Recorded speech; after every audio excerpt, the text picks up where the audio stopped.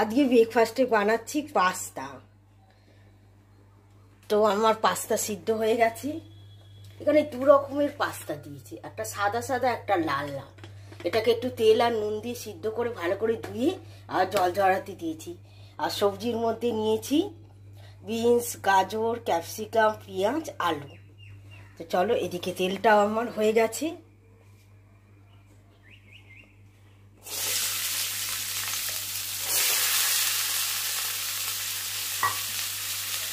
এবার নুন দিয়ে সবজিগুলোকে আগে ভেজে নিই। আর কড়াই যখন এরকম সব রঙের সবজি দিয়ে ভাজি তখন দেখতেও কত সুন্দর লাগে। সবজিটা আমার ভাজা হয়ে গেছে। এবার আমি পাস্তাগুলো সব দিয়ে এবার সবজির সঙ্গে ভালো করে নেড়ে চেড়ে মিশিয়ে নেবো। আর এর সঙ্গে যেগুলো দেবো সেটা হচ্ছে এই যে চিলি ফ্লেক্স, অরিগ্যানো,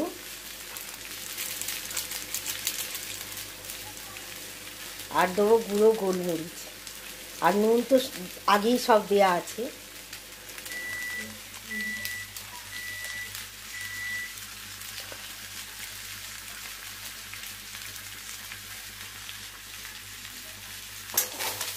ভালো করে নেড়ে চেড়ে সব মিশিয়ে রেডি করে নেব।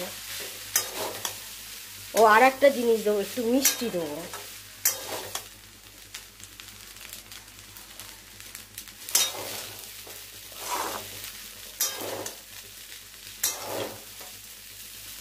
আমার পাস্তা রান্নাটা কেমন হয়েছে একবার দেখে নাও। এই যে এবার মেয়েকে দিয়ে দিই, মেয়েও রেডি হয়ে গেছে।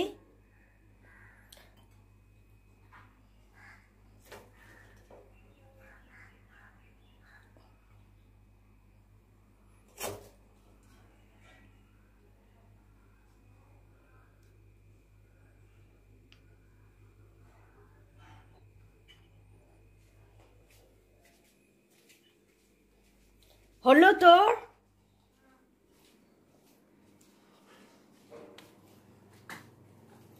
ধর।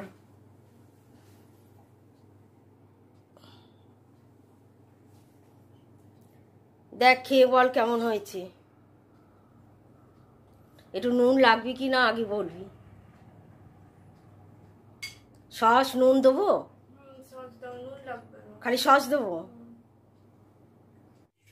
তো গতকালের আলু, বেগুন, বড়ি, ডাঁটা দিয়ে তরকারি ছিল, সেটা গরম করে দিয়েছি। আর সঙ্গে ছিল মিহিদানা, এটাকেও একটু গরম করে নিলাম যেহেতু ফ্রিজে ছিল। আর এই রান্নাঘরে মোবাইলের ক্যামেরা যে কত রকম কালার দেখায় তার কোনো ঠিক নেই।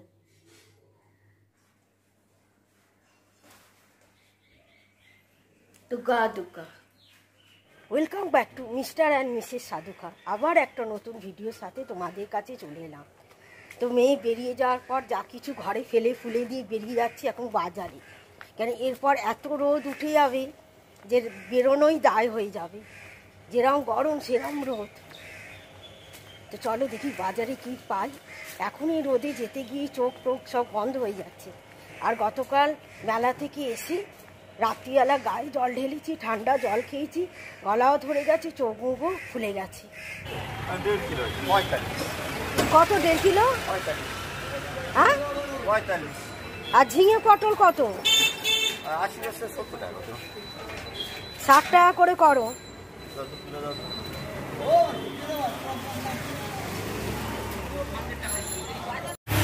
তো পঞ্চমতল বাজারে সবজি কিনে রেখে এখন মাছের জন্য এলাম মদনমোহন তলা বাজারে।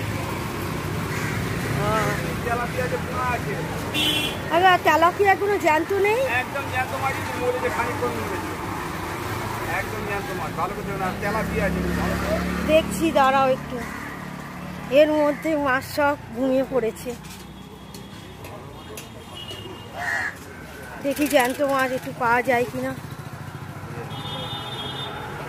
আর কি রোদ বাবারে, যাকে বলে একদম চাঁদি ফাটা রোদ। ছাতা আর রোদ চশমা ছাড়া বাইরে বেরোনোই উচিত না, একদম চোখ মুখ পুরো ঝলসে গেল। বেকার আমি ওই বাজারে গেলাম একটু মাছের জন্য, মাছ তো পেলাম না, শুধু সময়টা নষ্ট হলো। আর ঘেমে নিয়ে রোদে পুড়ে বাড়ি ফিরলাম। চলো এবার বাজারটা দেখাই। তো এখন বাজারে দেখি ছোটোখাটো তরমুজ নেই, সবই বড় বড় তরমুজ। তো অর্ধেক কাটা ছিল, নিলাম। খাওয়ার তো কেউ নেই, আমি একা, মেয়ে সেই কখন কত রাতে আসবে। এটা এখন ফ্রিজে রেখে দেবো। আর এই সবজিগুলো নিয়েছি, ঢ্যাঁড়স আছে, ঝিঙে আছে, কুমড়ো আছে, টমেটোর আছে, আর আছে পটল। আর এখানে আছে চিকেন, আর এখানে সে মামির দেয়া এঁচড় আছে, তাই এই সাইজে চিংড়ি মাছ নিয়ে এলাম। এগুলো 25 টাকা করে শ নিয়েছে। তবে আজকে আর এঁচড় করব। পোশাক আশাক ছেড়ে হাত পা ধুয়ে নারুগোপালকে খেতে দিয়ে আমি আমার টিফিন নিয়ে বসে গেছি। তো চলো তোমাদের আজকে বাজারের একটা অভিজ্ঞতা শেয়ার করি। তো যেখান থেকে চিকেন নিই, তো একটা লেগ পিস আর একটু বডি দিয়ে বললাম 500 দিতে। তো লেগ পিসটা তুলেছে, বডির যে অংশটা তুলেছে প্রথমে আমি বুঝতে পারিনি, দেখলাম হালকা হালকা কাটা কাটা। তো অতটা তাড়াহুড়োতে খেয়াল করিনি যে বডিটা এরকম কেন। ও ওজন করে যখন কাটতে গেছে তো 550 বললো, ঠিক আছে দাও। তো ও যখন তুলে কাটছে, আর যেখান থেকে চিকেনটা নিয়েছি তার মানে উঁচু মতো, আর নিচুতে নয়, মানে উঁচু তলায় মুরগিগুলো আছে আর ওপরটায় চিকেন কেটে রেখেছে। আর তার উপরে কাল্লা, তার উপরে ট্রে, মানে অনেকটা উঁচু। আর আমার হাইট শর্ট, আমি অতটা ঠিক বুঝতে পারছি। আর রোদ থেকে গেছি তো চোখেও মানে একটা ধোঁয়াশা ধোঁয়াশা। কাটার সময় দেখি, যখন ও কাটছে দেখলাম মাংসর ওপরের লেয়ারটা মনে হচ্ছে যেন নেই, খালি বডির হাড়গুলো আছে, একটু একটু একটু একটু মাংস। তখন আমি কি জিজ্ঞেস করলাম মাংসটা এরকম কেন, বডি এটা?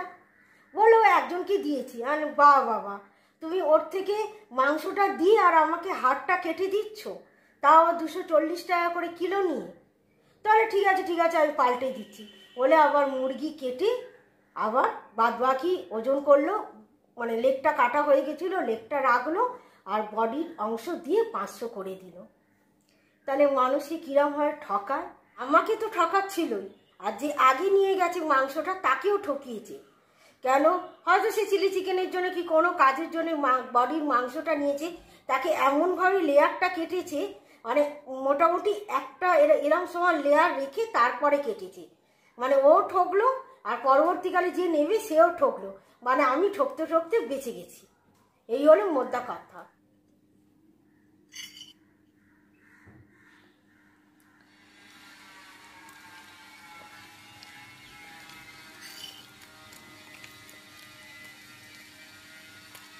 তো টিফিন খাওয়া হয়ে গেছে, এবার ঘর দুয়ার সবাই গুছোই, তারপরে রাজবাড়িতে যাব। তাহলে তোমাদের কাছে একটু পরে আসছি। তো অনেকক্ষণ পরই আবার এলাম। মাংসটা একটু দই আর গোলমরিচ মাখিয়ে রেখেছিলাম, আর এখন লঙ্কা গুঁড়ো, হলুদ গুঁড়ো, ধনে গুঁড়ো আর একটু আদা দিয়ে দিয়েছি। এটা আর এখন হাত দেবো না। আর এখানে মাংসে আলু সেদ্ধ করে নিয়েছি, আর এখানে একটু ছোট্ট করে একটা চচ্চড়ি আনাজ কেটেছি। গতকালের একটু বেগুন ছিল, তার সঙ্গে আজকের ঢ্যাঁড়স, আর একটুখানি সকালের আলু পড়েছিল, সেটাকে দিয়ে কেটে নিয়েছি, একটা চচ্চড়ি মতন করব। আর তার সঙ্গে দুটো কাঁচা লঙ্কা তো নেই, শুকিয়ে গেছে। তো এটা দিয়ে আর একটু নুন আর হলুদ দিয়ে, আর এদিকে কড়াই তেল দিয়েছি, তেলও গরম হয়ে গেছে। আর এই দেখো অবস্থা, দেখো কতটা বোঝা যাচ্ছে জানি না, একদম আকাশ ফেটে যাচ্ছে। আর তার সঙ্গে আজকে একটু হালকা হাওয়া দিচ্ছে, বলে হালকা না, বেশ ভালোই হাওয়া দিচ্ছে। আর গরম হালকা ঢুকে যাচ্ছে জানলা।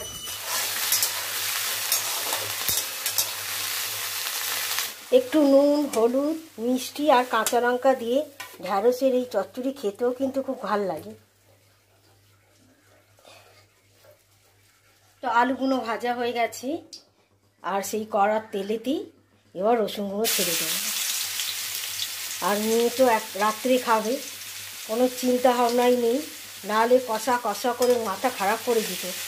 একদম ঝোল করে নেব, এই গরমের মধ্যে অত রিচ খাওয়া উচিতও নয়। ততক্ষণ রসুনটা লাল হোক। মাংসটা অল্প তেল আর অল্প পেঁয়াজ দিয়ে করব।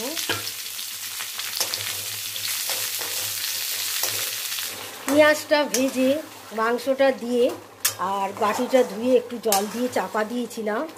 এবার চাপাটা খুলে নিয়ে ভালো করে এটাকে কষে নেব। তো কষা আমার হয়ে গেছে, তেলও ছেড়ে দিয়েছে। এবার দিয়ে দেবো জল।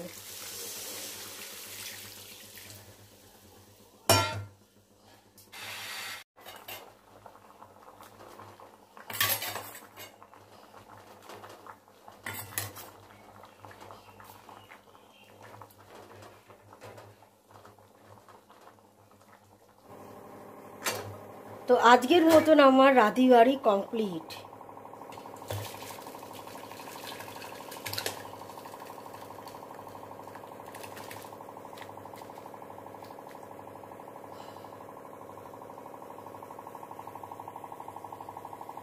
তো দুপুরের পর একেবারে চলে এলাম তোমাদের কাছে রাতে।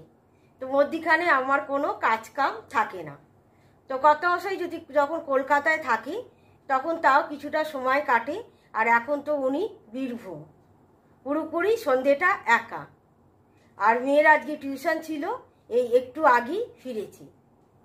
মানে একটা কথা আছে না যে একা মানুষের কিবা দিন আর কিবা রাত, সেই হয়েছে আমার দশা। তো এবার খাওয়ার দাওয়ার গরম করবো, খাবো দাবো আর ঘুমাবো।